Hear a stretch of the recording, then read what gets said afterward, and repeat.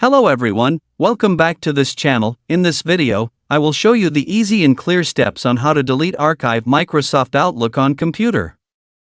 So how to delete archive Microsoft Outlook on computer? Make sure you keep watching this video until the end. Let's get started right away.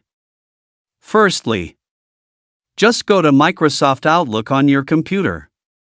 And this is the initial display on Microsoft Outlook.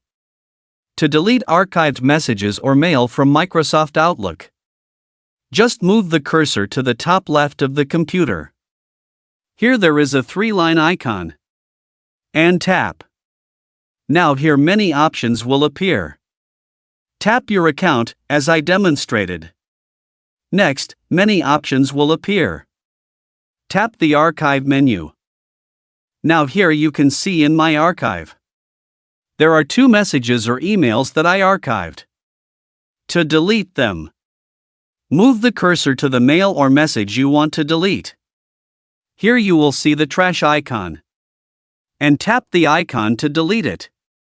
Now here you can see the message that was just lost or deleted from the archive. So that's it, tutorial how to delete archive Microsoft Outlook on computer. Thank you for watching. I hope this video is useful. See you in the next video.